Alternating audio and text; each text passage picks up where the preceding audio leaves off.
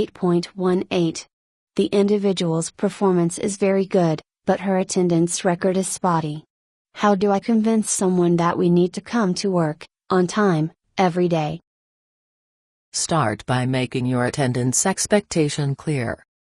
The attendance expectation the organization has of every single employee is the same everywhere. We expect each employee to come to work every day, on time, fully prepared, clean, straight, and sober, for the full duration of the scheduled workday.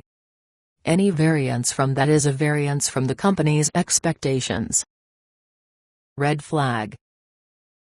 The most important issue to concentrate on in dealing with attendance problems is the effect of the absence, not its cause.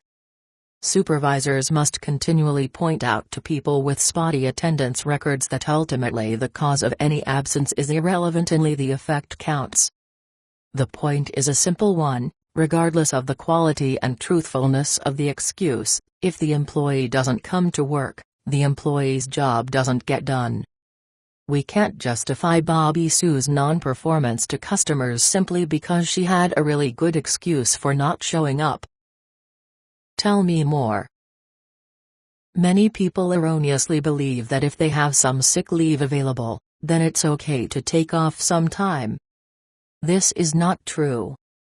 Sick leave has no relationship to vacations or holidays or other forms of time off. Sick leave is an insurance policy, just like life insurance or collision coverage on your car. Just because we give you life insurance doesn't mean we want you to die. Just because you have collision insurance doesn't mean you want to have a car accident. The purpose of sick leave is to provide salary continuation for a certain number of days when the employee is unable to work for a specifically defined set of reasons. But it has nothing to do with the organization's attendance expectation. Hot tip.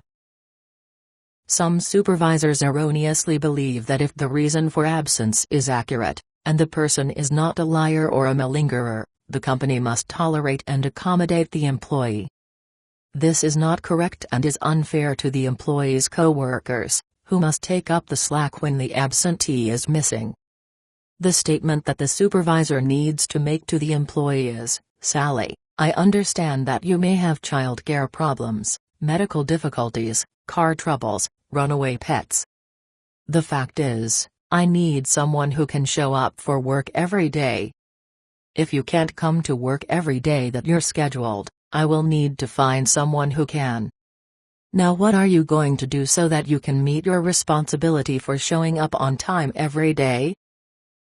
People often don't realize that courts and arbitrators have consistently upheld the right of an organization to terminate employees for failure to maintain regular attendance even when all of their absences have been for legitimate medical necessity. Each has been confirmed by medical certification, and the employee has sick leave in the bank. In writing the statements of desired and actual performance in preparation for the discussion with the employee, avoid writing down the excuses the employee has offered. The statement of desired performance should always read, "Be at work, on time, every day." The statement of the individual's actual performance should read, "On dates, Betty Jo was absent, and on dates, Betty Jo was late." Then concentrate on writing a complete summary of the impact of the problem, all the things that don't get done or go wrong because the employee wasn't there. Hot tip. An effective way to get control of attendance and reduce absenteeism is to compute the company's or a specific department's average absence rate. Then concentrate on those people whose attendance record is below average. The advantage of this approach is that it avoids considerations of the cause of the absences.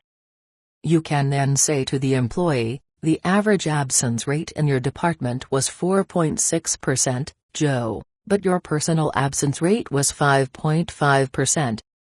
Even better, it gives the employee a reasonable target to shoot for. For example, "We realize you can't be perfect, Joe. All we want you to do is be just a little better than average."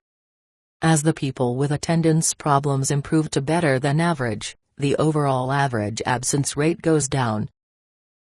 If an employee ever challenges a supervisor who's discussing attendance by whining, "Well, you don't want me to come to work when I'm sick, do you?" The appropriate answer is, yes, we do. We want every employee to be at work every day. This is a hardline response, but is sometimes necessary with hardline cases. Hot tip: in dealing with attendance problems, never ask the employer to improve. Ask the employee to correct the problem. You don't want improvement, you want a total and complete correction.